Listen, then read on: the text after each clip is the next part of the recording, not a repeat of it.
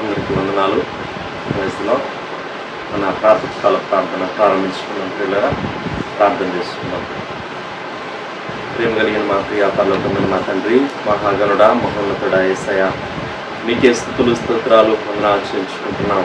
దేవా, మీ కృపలో మీ చిత్తంలో మరొకసారి ఆయన మీ పాదముల యొద్ద మేము చేరడానికి మాకు ఇచ్చినటువంటి ఈ మంచి సమయం కొరకు మీ స్తోత్రాలు చెల్లించుకుంటున్నాం. దేవా మా తండ్రి నాయన, ప్రతి సమయంలో దేవా ప్రతి పరిస్థితుల్లో మీ వైపు చూస్తూ ఉండగా దేవా మా తండ్రి నాయన, మీరే మమ్మల్ని దేవా చక్కగా నడిపిస్తున్న విధానం అంతటి కొరకు మీ స్తోత్రాలు. అన్ని విషయాల్లో మాకు సహాయం చేయండి. 91వ కీర్తన మేము విశ్వాసంతో చదువుకుంటూ ఉండగా దేవా ఈ దినాల్లో మా పక్షంగా మీరు గొప్పగా నెరవేర్చమని ప్రార్థన చేస్తున్నాం. సమస్త విషయాల్లో మీరే సహాయం చేయండి.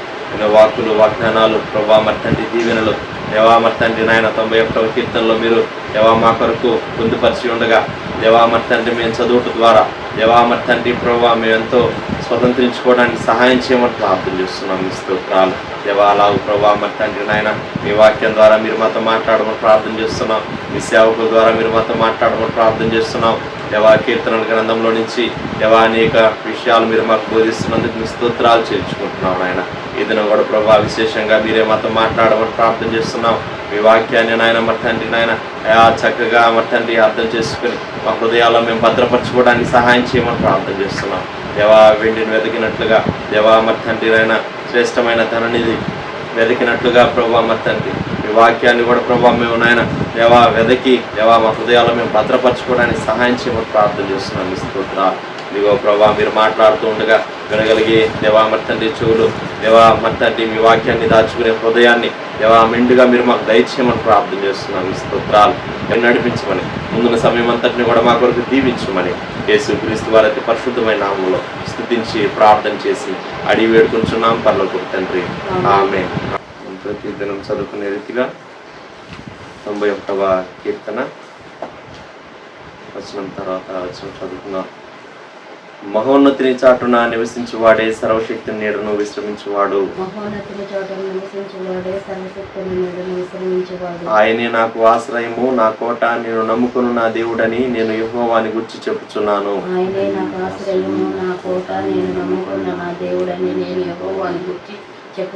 వేటకాని ఊరిలో నుండి ఆయన నిన్ను విడిపించును, నాశనకరమైన తెగులు రాకుండా నిన్ను రక్షించును.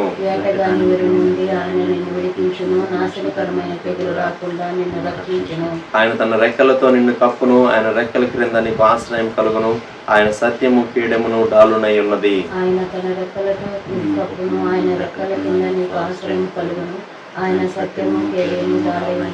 రాత్రి వేళ కలుగు భయమునకైనను, పగటి వేళ ఎగురు బాణమునకైనను, చీకటిలో సంచరించు తెగులునకైనను, మధ్యాహ్నమందు పాడు చేయు రోగమునకైనను నీవు భయపడుకుందువు.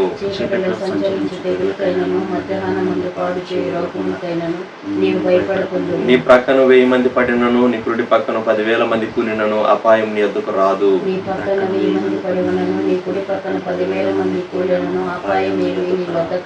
నీవు కన్నులారా చూచుచుండగా భక్తిహీనులకు ప్రతిఫలం కలుగును. యెహోవా నీవే నా ఆశ్రయము అని నీవు మహోన్నతుడైన దేవుని నీకు నివాస స్థలముగా చేసుకుని ఉన్నావు.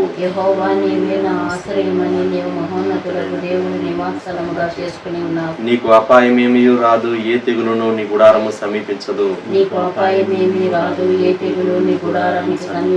నీ మార్గములన్నిటిలో నిన్ను కాపాడుటకు ఆయన నిన్ను గూర్చి తన దూతలకు ఆజ్ఞాపించును.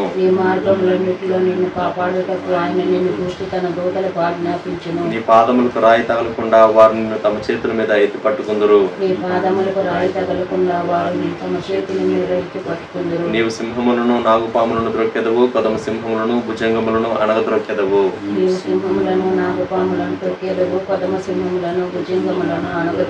అతడు నన్ను ప్రేమించుచున్నాడు గనుక నేను అతన్ని తప్పించదను, అతడు నా నామం ఎరిగిన వాడు గనుక నేను అతన్ని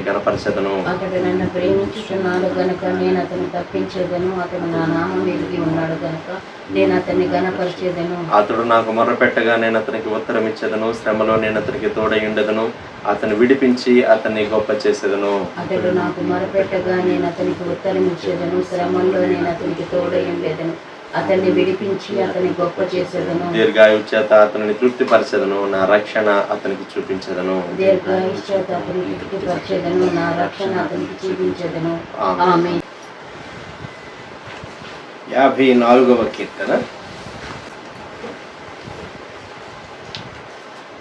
దేవా, నీ నామమును బట్టి నన్ను రక్షింపుము, నీ పరాక్రమమును బట్టి నాకు న్యాయము తీర్చు. దేవా, నా ప్రార్థన ఆలకింపు, నా నోటి మాటలు చెవిని పెట్టు. అన్యులు నా మీదికి లేచి ఉన్నారు, బలాఢ్యులు నా ప్రాణము తీయజూతుతున్నారు. వారు తమ ఎదుట దేవుని ఉంచుకున్నవారు కాదు. ఇదిగో, దేవుడే నాకు సహాయకుడు, ప్రభువే నా ప్రాణమును ఆదరించువాడు. నా శత్రువులు చేయు కీడు ఆయన వారి మీదకి రప్పించింది. నీ సత్యమును బట్టి వారిని నశింపచేయు. స్వేచ్ఛార్పణలైన బలులను నేను నీకు అర్పించాను. యెహోవా, నీ నామము ఉత్తమము, నేను దానికి కృతజ్ఞతాస్తుతులు చెల్లించుచున్నాను. ఆపదలన్నిటిలో నుండి ఆయన నన్ను విడిపించి ఉన్నాడు. నా శత్రువుల గతిని చూచి నా కన్ను సంతోషించుచున్నాను. ప్రార్థన చేస్తాను.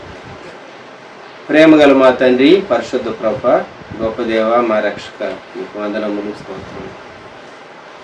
ఈ ప్రాతకాల ధ్యానంలో మీరు షారోన్ సంఘాన్ని తండ్రి మీరు బలపరుస్తూ ఉన్నందుకు టౌన్లోను ఆయా స్థలాల్లోనూ ఉన్నటువంటి మీ బిడ్డలు దూర స్థలాల్లో నుండి ఇతర ప్రాంతాల నుండి సహా ఈ సైట్ను ఎవరైతే వ్యూ చేస్తున్నారో ఆ బిడ్డలందరికీ స్తోత్రాలు. ఆశతో ఆసక్తితో ప్రాతకాలం మీ సన్నిధానంలో చేరినటువంటి మీ బిడ్డలను తండ్రి మీరు ఆశీర్వదించండి, దీవించమని ప్రార్థన చేస్తున్నాను. ప్రియ ప్రభ, ఈ ఉదయకాలం కీర్తన 54 వాక్యించాను మా కొరకు ఆశీర్వదించి దీవించి మహిమను పొందిన యేసుక్రీస్తు ప్రభా నామంలో ప్రార్థిస్తూ ఉన్నాము తండ్రి, ఆమేన్. 54వ కీర్తన దావీదు రచించినటువంటి కీర్తన. జిఫీయులు వచ్చి దావీదు మాలో దాగి ఉన్నాడు కాదా అని సౌలుతో చెప్పినప్పుడు దావీదు రచించిన దైవధ్యానము అని పైన చిన్న అక్షరాలతో వ్రాయబడింది. ఈ 54వ కీర్తన నుండి 60వ కీర్తన వరకు మనం చదువుతూ ఉంటే దావీదు, దేవా, శత్రువు నుండి నన్ను తప్పించు, నన్ను విడిపించు, నన్ను కాపాడు అనేటటువంటి ప్రార్థన మనకు పదే పదే చాలా ప్రత్యేకంగా ఈ కీర్తనలో కనబడుతుంది. 54వ కీర్తన చిన్న కీర్తన. ఈ కీర్తన ప్రారంభం, దేవా, నీ నామమును బట్టి నన్ను రక్షింపు. 6వ వచనములో, యెహోవా, నీ నామము ఉత్తమం, దేవుని పేరు. భక్తుడు క్యాల్విన్కు ఈ కీర్తన చాలా ఇష్టం. నీ నామమును బట్టి నన్ను రక్షింపు. ఈ ఉదయకాలం మనం ఈ వాక్యాన్ని, ఈ కీర్తనను ధ్యానం చేస్తూ ఉండగా దావీదు ఏ పరిస్థితిలో వ్రాసాడు అంటే, తన వారే తనను పట్టించడానికి వారు సౌలును పిలిచినప్పుడు దావీదు తప్పించుకోవాల్సి వచ్చింది. ఆ పరిస్థితుల్లో ఈ కీర్తన వ్రాసింది. సౌలు చేత తరుమబడినటువంటి కాలంలో దావీదు ఈ కీర్తన వ్రాసింది. మరి మనల్ని ఎవరు తరుముతూ ఉన్నారు? ఒక విధంగా మనం కూడా తరుమబడుతూ ఉన్నాం. మనకు ఆశ్చర్యం ఎవరు? దావీదుతో కూడా కలిసి మనం ఇలాగ ప్రార్థించాలి, దేవా, నీ నామమును బట్టి నన్ను రక్షింపు. దేవుడు రక్షించేటటువంటి దేవుడు. ఇశ్రాయేలీలు ఎర్ర సముద్రం దాటినప్పుడు నిర్గమకాండం 15వ అధ్యాయంలో 2వ వచనం, యెహోవాయే నా బలము, నా గానము, ఆయన నాకు రక్షణయు ఆయన. రక్షించేటటువంటి నామం, రక్షించేటటువంటి నామం. ఇంకా చెప్పాలి అంటే మోషే ఇశ్రాయేలీయులను విడిపించడానికి మునుపు దేవుడు తనతో హోరేబు కొండ దగ్గర మాట్లాడేటప్పుడు, దేవా, నీ పేరేమి? 3:13 నిర్గమకాండం. నేనేం చెప్పాలి? ఆయన పేరు ఏమి అని అడిగిన ఎడల వారితో నేనేమి చెప్పవలనని దేవుణ్ణి అడిగాను. అందుకు దేవుడు, నేను ఉన్నవాడను, అనువాడనై ఉన్నానని మోషేతో చెప్పాను. మరియు ఆయన ఉండుననువాడు మీ యొద్దకు నన్ను పంపినని నీవు ఇశ్రాయేలీయులతో చెప్పాలి. నేనున్నాను, ఐఆమ్ దట్ ఐఆమ్. నేను ఉన్నాను అని చెప్పాడు దేవుడు. నేను ఉన్నాను. ఓ చక్కని సువార్త గీతం ఉన్నది. ఆ పాటలో ఏమని ఉంటుందంటే, అన్న వస్త్రములందు ఆశయించుకలేక అన్నా అని సేవింతులే, ఓ యేసునాథ అన్నా అని సేవింతులే, ఉన్నానంచు చెప్పుచున్నవాడవు కావా, ఉన్నావు నాకేమిలే ఓ యేసునాథ. అంటే నాకేం భయం లేదు యేసు ప్రభు, భారంబులన్నిటికీ నీవే అనుచు నిర్భయుడనై ఉన్నానులే ఓ యేసునాథ, నిర్భయుడనై ఉన్నానులే అని స్వార్థ గీతం ఒకటి ఉన్నది, చక్కని గీతం. నేనున్నాను అని యుగ సమాప్తి పర్యంతం నేనున్నానని మొదటి శతాబ్దంలో శిష్యులతో చెప్పాడు. ఈ దినాల్లో, అంచె దినాల్లో సహా ఇదిగో నేను మీతో ఉన్నాను అని ప్రభు మనతో చెప్తూ ఉన్నాడు. ఇక్కడ 54వ కీర్తన మొదటి వచ్చింది, దేవా నీ నామమును బట్టి నన్ను రక్షింపుము, నీ పరాక్రమమును బట్టి నాకు న్యాయము తీర్చు. పరాక్రమం, యుద్ధం చేసేటటువంటి వారు, వారి శూరత్వం, పరాక్రమం. దేవుడు నీ శత్రువులతో లేక మన శత్రువులతో ఆయన యుద్ధం చేస్తాడు. యుద్ధం చేసి ఆయన న్యాయం తీరుస్తాడు. గమనిద్దాం. 2వ వచనం, దేవా నా ప్రార్థన ఆలకింపుము, నా నోటి మాటలు చెవిని పెట్టు. దేవునికి సవినయంగా మనవి చేసుకుంటూ ఉన్నాడు. దేవా నా ప్రార్థన ఆలకించు, దేవా నా ప్రార్థన ఆలకించు. దేవుడు మన ప్రార్థనను ఆలకించినటువంటి దేవుడుగా ఆయన ఉండాలి. దేవా నా ప్రార్థన ఆలకించు. మొరపెట్టేటటువంటి వారికి ఆయన సహాయం చేసేటటువంటి వాడు. నీ పెదవుల నుండి నీవేమి మాట్లాడుతూ ఉన్నావో, ఎటువంటి అంతరంగము హృదయంలో నుండి భారంతో, కొన్ని మార్లు మనం హృదయంలో చాలా వేదన ఉంటుంది, కొన్ని మాటలే మాట్లాడతాం, మూలుగు ఉంటుంది, దుఃఖం ఉంటుంది, కన్నీరు ఉంటుంది, గొంతు పెగలదు. అయినా మన పెదవుల నుండి వచ్చేటటువంటి మాటలు, మన హృదయ భారం ఆయన చూస్తూ ఉంటాడు. నా నోటి మాటలు చెవిని పెట్టుము. 3వ వచనం, అన్యులు నా మీదికి లేచి ఉన్నారు, బలాఢ్యులు నా ప్రాణము తీయజూచుతున్నారు. ఈ కీర్తన అంతా మనం 7 వచనాలు అయిన తర్వాత ఈ జిఫీయులను గురించి మనం చూస్తాం. జిఫీయులు యోధా వంశస్థులు, దావీదు యొక్క వంశానికి చెందినటువంటి వారు. వారే దావీదుకు వ్యతిరేకంగా పనిచేసినందువలన వారిని దావీదు అంటూ ఉన్నాడు, వారిని అన్యులుగా ఎంచుకున్నాడు. అన్యులు నా మీదికి లేచి ఉన్నారు, బలాఢ్యులు నా ప్రాణము తీయజూచుతున్నారు. ఆ పైన చిన్న అక్షరాల్లో మనం చదువుకున్నాం, జిఫీయులు వచ్చి దావీదు మాలో దాగి ఉన్నాడు కాడా అని సౌలుతో చెప్పినప్పుడు, మేము దావీదును పట్టిస్తాం, రాజా సౌలా మీరు రండి, మేము మీకు దావీదును పట్టిస్తాం అని చెప్పేసేసి వారు సౌలును తమ ప్రాంతానికి ఇన్వైట్ చేసి, అది కాంటెక్స్ట్. అన్యులు నా మీదికి లేచి ఉన్నారు. ఈ అన్యులు ఎవరు అంటే జిఫీయులు. ఎవరు సొంతవారు, ఎవరు అన్యులు? దేవుని బిడ్డలే మన సొంతవారు. ఎవరు అన్యులు? మన బంధువులైనా, మన రక్త సంబంధికులైనా, యేసుక్రీస్తు ప్రభువులు లేనివారు ఒక విధంగా వారు అన్యులే అవుతారు. ఎందుకంటే నిత్యత్వంలో వారు మనతో ఉండరు కనుక. అన్యులు నా మీదికి లేచి ఉన్నారు, బలాఢ్యులు నా ప్రాణము తీయజూచుతున్నారు. దేవా నేను పరిమితమైన శక్తి కలిగిన వాడిని, నాకు సైనిక బలం అంత లేదు, అలసిపోయాను, తరమబడుతూ ఉన్నాను, శక్తిహీనుడను, బలహీనుడను, దేవా సహాయం దయచే. బలాఢ్యులు నా ప్రాణము తీయజూచుతున్నారు, వారు తమ ఎదుట దేవుని ఉంచుకున్నవారు కారు. వారు సంఖ్యలో ఎక్కువగా ఉన్నారు, వారు శరీరీతిగా బలం కలిగినటువంటి వారు, కానీ దేవా నీ వారితో లేవు, నీవు వారి ముందు లేవు, వారికి నీ భయం లేదు, వారికి నీ చిత్తాన్ని గుర్చినటువంటి గ్రహింపు లేదు. అందుకే వారు నా మీద ఈ విధంగా కుట్ర పన్నారు, వారు నాకు వ్యతిరేకంగా పనిచేస్తూ ఉన్నారు, నన్ను అప్పగించాలి అని చెప్పేసేసి సౌలుతో కూడా కలిసి నన్ను తరుముతూ ఉన్నారు. ఇది దావీదు యొక్క ఆక్రందన. 4వ వచనం, ఇదిగో దేవుడే నాకు సహాయకుడు, ప్రభువే నా ప్రాణమును ఆదరించువాడు. మన సహాయం ఎక్కడి నుండి వస్తుంది? కీర్తనకాడు అన్నాడు, కొండల తట్టు నా కన్నులు ఎత్తుతున్నాను, నాకు సహాయము ఎక్కడి నుండి వస్తుంది? దేవుడే మన సహాయం. The lord is our help. అంతే. అన్ని దారులు మూసుకుపోయినప్పుడు ఆకాశం వైపు, పరం వైపు మనం కనులెత్తి దేవుని వైపు చూడవలసినటువంటి వారు. దేవా, నీవు తప్ప మాకు సహాయం చేసేవారు మరి ఎవ్వరూ లేరు. ప్రభువే నా ప్రాణమును ఆదరించువాడు. కొన్నిసార్లు చాలా కృంగిపోతాం, చాలా మార్లు కృంగిపోతూ ఉన్నారు.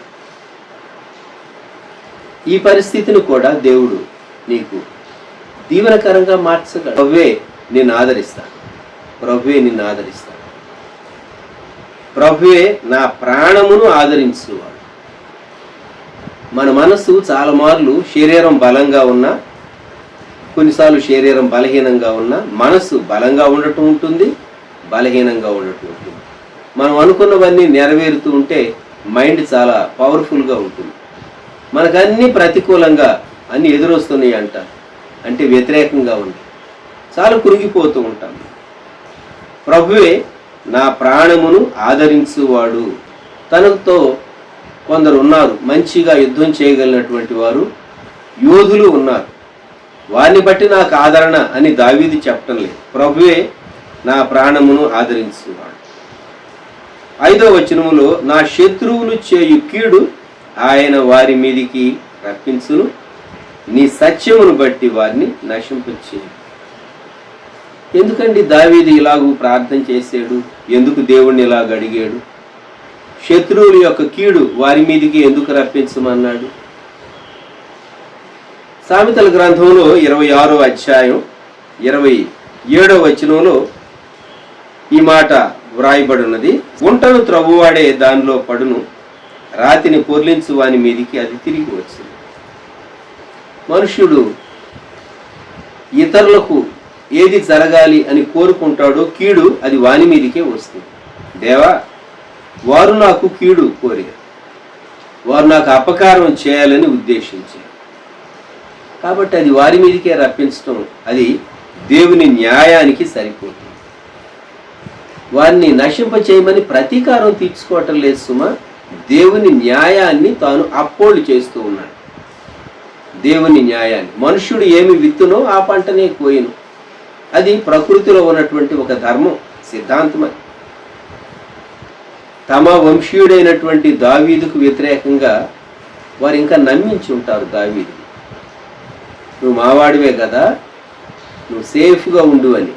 అవతలకి వెళ్ళి సౌలుతో రండి మేము అతన్ని పట్టించేసేస్తాం దావీదును, మా మధ్య ఉన్నాడు కదా, మేము చక్కగా నీకు అప్పగించేసేస్తాం, మాకేమిస్తావని బేరం కుదుర్చుకున్నారేమో, లాభం ఏముంటుంది, మాకు ఎంత బహుమానం ఇస్తావు, మాకు ఏ పొజిషన్ ఇస్తావు, రాజ్యంలో మాకు ఏ స్థానం ఇస్తావు అని చెప్పేసేసి బహుశా కొందరు సౌలుతో ఒక ఒప్పందానికి వచ్చారేమో. 2 పర్యాయాలు ఇది జరిగింది. మనం చివరిలో చూస్తాం ఆ భాగాన్ని. 1 సమూయేలు గ్రంథంలో ఆ 2 వృత్తాంతాలు 2 భాగాలు మనం చూస్తాం. 2 పర్యాయాలు. ఒక పర్యాయం అయితే దావీదు మోసపోయాడు, మరి 2వ పర్యాయం కూడాను. 2వ పర్యాయం బహుశా దావీదును వారు నమ్మించి ఉండలేకపోయి ఉంటారు. కానీ దావీదు ఫలాని స్థలంలో, మనం ఉన్నటువంటి ప్రాంతాల్లోనే, జీపు అరణ్యంలోనే ఉన్నాడు అని వారు రూఢిగా తెలుసుకున్న తర్వాత ఈ జిఫీలు మళ్ళా సౌలు దగ్గరకు వెళ్ళి సౌలు పిలుచుకొస్తారు. అందుకొరకే నా శత్రువులు చేయు కీడు ఆయన వారి మీదికి రప్పించును, నీ సత్యమును బట్టి వారిని నశింపచ్చు. ఇది ప్రతీకార వాంఛతో చేసిన ప్రార్థన కాదు, జ్ఞాపకం పెట్టుకోండి. సౌలు నశించాలని సౌలు కొరకు చేసినటువంటి ప్రార్థన కాదు. ఎందుకంటే 2 పర్యాయాలు సౌలు దావీదు చేతిలో దొరికాడు, అయినా ప్రాణం తీయలేదు, కీడు చేయలేదు సుమా. యెహోవా అభిషేకించిన వాడిని నేను చంపను అన్నాడు. కనుక దావీదు సౌలును గూర్చి ఈ వచనం రాయలేదు, జిఫీలను గూర్చే ఈ వచనం రాశాడు. ఎప్పుడైతే నీవు నా శత్రువులను త్వరగ చేస్తావో దేవా, స్వేచ్ఛార్పణలైన బలులను నేను నీకు అర్పించేదను. స్వేచ్ఛార్పణలు దేవునికి మనం ఇచ్చేటటువంటి కానుకలు, అర్పణలు.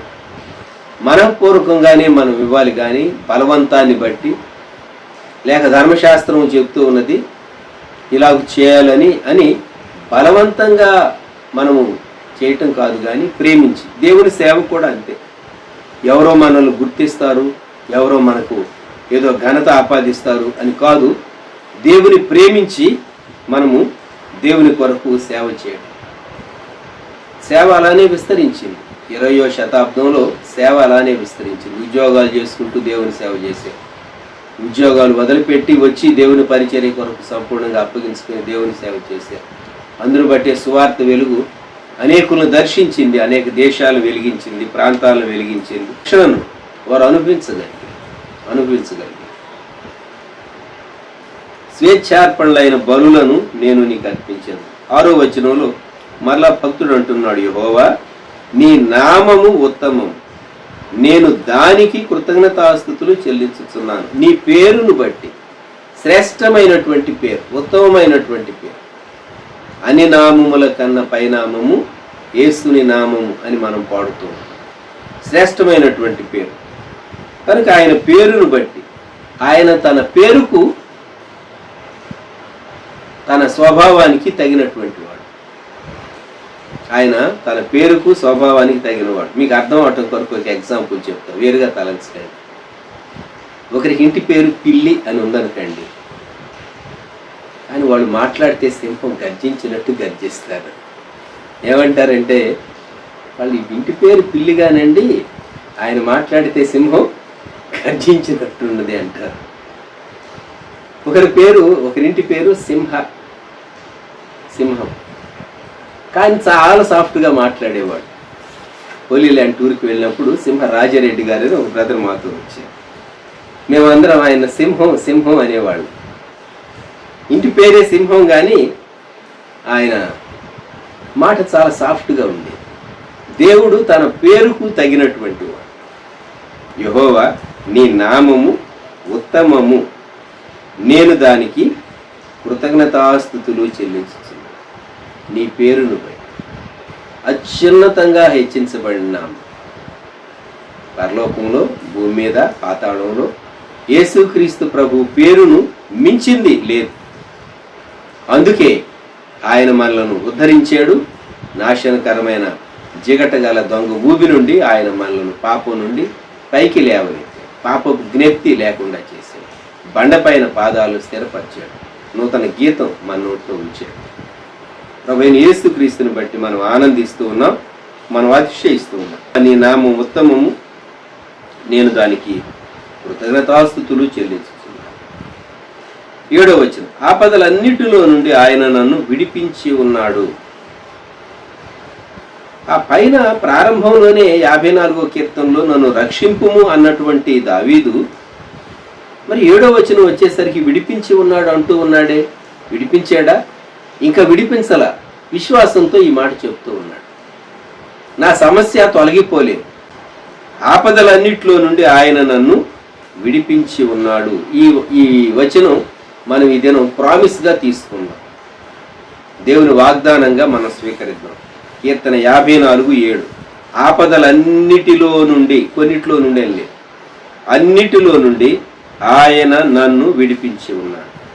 నా శత్రువుల గతిని చూచి నా కన్ను సంతోషించుతున్నది. ఈ జిఫీలు వారు విత్తిందే దేవుడు వారి మీదకి తీసుకుని వస్తాడు. ఇది దావీదు ఉద్దేశించాడు. ఇప్పుడు ఈ జిఫీలను గురించి నేను మీకు కొన్ని సంగతులు జ్ఞాపకం చేస్తాను. సమూయేలు మొదటి గ్రంథంలోనికి రండి, 23వ అధ్యాయం 19వ వచనం. జిఫీయులు బయలుదేరి గిబియాలోనున్న సౌలు నొద్దకు వచ్చి, యోషిమోనుకు దక్షిణముననున్న అకీలామన్యములోని అరణ్యమున కొండ స్థలముల యందు మా మధ్య దావీదు దాగి ఉన్నాడే. రాజా, నీ మనోభీష్టం అంతటి చొప్పున దిగురము, రాజ్యమైన నీ చేతికి అతనిని అప్పగించుట మా పని.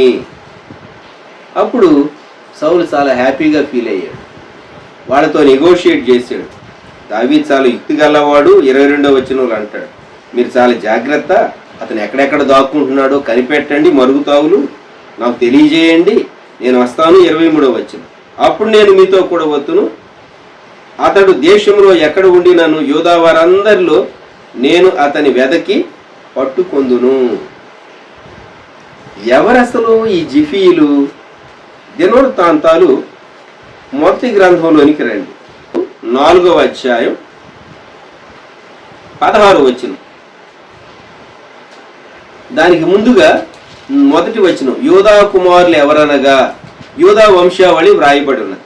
మొదటి దినవృత్తాంతములు 4:1. 16వ వచనం వచ్చేసరికి యహల్లెలు కుమారులు జీపు, జీఫా, ఈరియా, అషర్యేలు. ఈ జీపు, జీఫా వీళ్ళు ఉన్నారు చూసారా, వీళ్ళే జిఫీ. యోధా వంశస్థులు. దావీదు ఎవరు? దావీదు యోధా వంశస్థుడే. సౌలు ఎవరు? సౌలు బెన్యామీనీయుడు. బెన్యామీనీయుడు మాత్రమే కాదు, సౌలు తన్ను దేవుడు ఏర్పాటు చేసుకున్నాడు అనేటటువంటి విషయం తనకు తెలియపరచబడినప్పుడు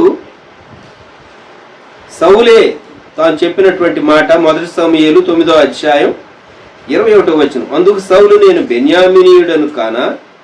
నా గోత్రం ఇశ్రాయేలీయుల గోత్రములో స్వల్పమైనది కాదా? నా ఇంటి వారు బెన్యామీను గోత్రపు ఇంటి వారు అందరిలో అల్పులు కారా? ఆ గోత్రము గుర్తింపు కలిగిన పెద్ద గోత్రం ఏమి గొప్ప గోత్రం కాదు. ఆ గోత్రంలో వీరి కుటుంబం కూడా కీష్ కుటుంబం, సౌలు యొక్క తండ్రి కుటుంబం. భాగ్యవంతులే గాని ఎన్నిక కలిగినటువంటి వారు కాదు. ఈ జిఫీలకు బహుశా ఏమని ఉండుంటుందంటే, దావీదు మా వంశస్థుడే, మా తెగకి చెందినవాడే, ఇంకా మన భాషలో చెప్పాలంటే మా కులస్థుడే. ఇతను ఎందుకు సింహాసనానికి వెళ్ళాలి? మనకు దొరకనటువంటి అవకాశం ఇతనికి ఎందుకు రావాలి? కొంతమంది మనస్తత్వం ఎలాగుంటుందంటే, నాకు దొరకనిది ఇతరులకు కూడా మేలైనది దొరకకూడదు. చాలా భయంకరమైన మనస్తత్వం. నేను నాశనమైనా చేస్తాను కానీ ఆ వస్తువును పాడైనా చేస్తాను కానీ ఆ వస్తువుని ఇంకొకళ్ళు వాడుకోకూడదు. మావాడే, మా యూదా గోత్రానికి చెందినవాడే దావీదు. ఇతను రాజు అవుతాడా? బెన్యామీనుడు అతన్నే రాజు కాని. అతను మాకు ప్రామిస్ చేశాడు. ఏమని?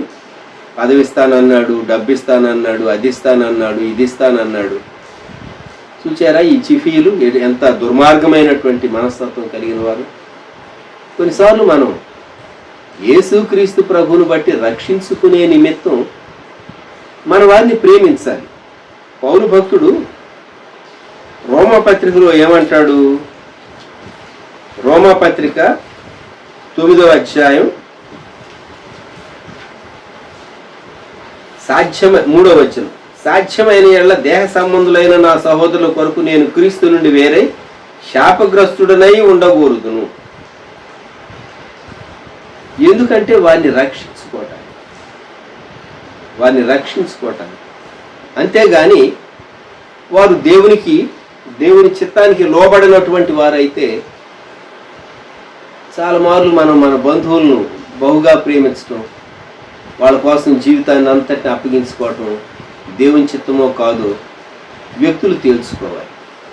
విశ్వాసి అయినటువంటి వ్యక్తి, నేను దేవుని మాట నీ మాట 2 మాటలు నా ముందు పెట్టి తేల్చుకోమంటే, నీ మాట దేవుని మాటకు సరిపోతే నేను తీసుకుంటా, వ్యతిరేకమైతే నేను ప్రక్కన పెట్టేస్తాను. నీవెవరైనా నాకు పర్వాలేదు, నీవెవరైనా సరే. నేను చెప్పిన మాట నీ వినవా? నాకు దేవుడే ఎక్కువ. ఎందుకంటే నిత్యత్వంలో ఉండబోయే దేవునితో, దేవుని చిత్తమే నేను చెయ్యాలి. నీ ఇష్టాన్ని నేను చేసి నష్టపోతాను. జిఫీలు వీరు చాలా భయంకరమైనటువంటి మనస్తత్వం కలిగిన వారు.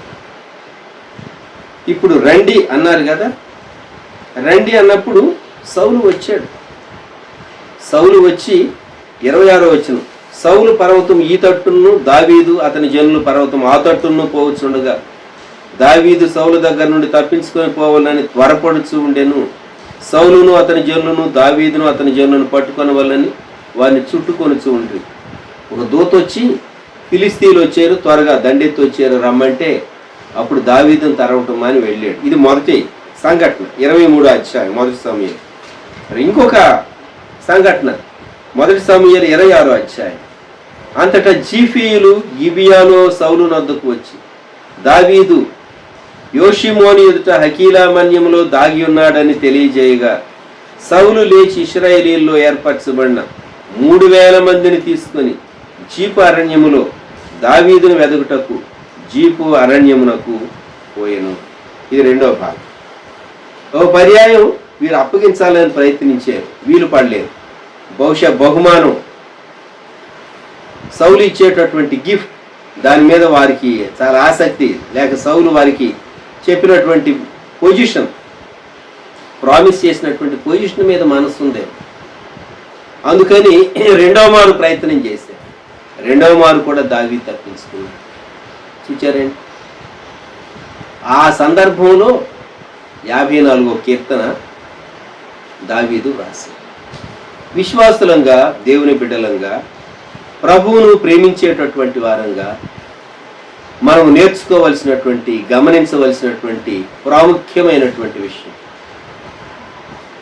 నావాడు లేక మనవారు, మన కులస్తులు, మన ప్రాంతానికి చెందినవారు, మన భాష మాట్లాడేవారు అని చెప్పి దేవుని చిత్తం తెలుసుకోకుండా వారిని ప్రేమించి, అభిమానించి, మేలు చేసి కీడు పొందాల్సి వస్తుంది. జాగ్రత్త సుమ. నీవు ఎవరికైతే మేలు చేస్తావో నీ వాళ్ళే నీ కీడు చేస్తారు. అదేమంటే నేను వాళ్ళ బంధువునేనండి, నీ పేరు వాడుకుంటారు కొన్ని మాట, నీ మంచితనాన్ని చేతగానితనంగా భావిస్తారు. అంతేకాదు మోసగించడానికి కూడా ప్రయత్నిస్తారు. మనం మనవాళ్ళని దగ్గరకు రానిస్తాం, వాళ్ళేమో మోసగిస్తారు. వాళ్ళు మోసగిస్తారు. కాబట్టి జాగ్రత్త సుమ. మన జీవితంలో మనం దావీదు ఎదుర్కొన్నటువంటి పరిస్థితి, జీఫీయులు 2 పర్యాయాలు సౌలుకు దావీదును పట్టించడానికి ప్రయత్నం చేశారు. దావీదు తరుముబడ్డాడు. అది దావీదు వృత్తాంతం. దేవా నీ నామమును బట్టి నన్ను రక్షింపుము. 6వ వచనం, యెహోవా నీ నామము ఉత్తమం. మోషేతో అన్నాడు, నేను ఉన్నవాడను అనువాడనై ఉన్నాను. అదే దేవుడు అబ్రహాముతో మాట్లాడుతూ ఆదికాండ గ్రంథంలో దేవుడు అబ్రహాముకు నేను సర్వశక్తి గల దేవుడును అని చెప్పేసేసి తాను అబ్రహాముతో మాట్లాడినప్పుడు దేవుడు చెప్పినటువంటి మాట 17వ అధ్యాయం ఆదికాండం మొదటి వచనం, అబ్రాహాము 99 ఏండ్ల వాడైనప్పుడు యెహోవా అతనికి ప్రత్యక్షమై నేను సర్వశక్తి గల దేవుడను, నా సన్నిధిలో నడుచుచు నిందారహితుడు అయ్యాడు. సర్వశక్తి గల దేవుడు, దేవుడు సర్వశక్తిమంతుడు. ఎల్ షద్దాయ్, ఏల్ శబ్దం దేవునికి చెంది. ఆయన నామం శక్తి కలిగినటువంటి దేవుడు, రక్షించేటటువంటి దేవుడు, సదాకాలం మనతో ఉంటాను అని చెప్పినటువంటి దేవుడు, నేను ఉన్నాను అని చెప్పినటువంటి దేవుడు. ఆయన నామం ఎంత ఉత్తమమైంది. మనం ప్రభు తట్టు చూద్దాం. దయచేసి తలలు వంచండి, ప్రార్థన చేసుకుందాం. ప్రేమగల మా తండ్రి, పరిశుద్ధ ప్రభ, మీకు వందనములు, స్తుతులు, స్తోత్రములు చెల్లిస్తున్నాం. 54వ కీర్తనలో భక్తుడు దావీదు తాను రచించినటువంటి దైవధ్యానం శత్రువు చేత తరుముబడినప్పుడు తాను వ్రాసినటువంటి ఈ కీర్తన ఉత్తమమైనటువంటి మీ నామాన్ని బట్టి, రక్షణార్థమైనటువంటి మీ నామాన్ని బట్టి మీరు మమ్మల్ని కాపాడుము, మమ్మల్ని బలపరచుము. దావీదును స్వంత వారే, తన యూదా వంశస్థులే, జీఫీలే తన సౌలుకు పట్టించడానికి ప్రయత్నం చేశారు. అంత భయంకరమైన పరిస్థితుల్లో మీరు దావీదును బలపరిచారు. దేవా, మీరు మాకు తోడయండి. ఈ దినాల్లో మమ్మల్ని బలపరిచేటటువంటి దేవుడు, మీ నామమును బట్టి మమ్మల్ని రక్షించు, ఉద్ధరించు. ఏ ఏ వ్యాధులు, సీజనల్ డిసీజెస్ తలెత్తుతాయో తెలియదు. మా ముందు ఉన్నటువంటి పరిస్థితులు ఎటువంటివో మేము కొంతమటికి అంచనా వేయగలం. అయితే సమస్తాన్ని ఎరిగినటువంటి దేవుడు, మమ్మల్ని చూచే దేవుడు, మమ్మల్ని ఆదరించే దేవుడు, మమ్మల్ని కాపాడే దేవుడు మీరున్నారు కనుక యేసు ప్రభు మీకు స్తోత్రాలు. మేము మీ వైపు చూస్తున్నాం. దేవ సహాయం దయచేయండి, కృప చూపు బలపరచు, మీ క్షేమం దయచేయండి.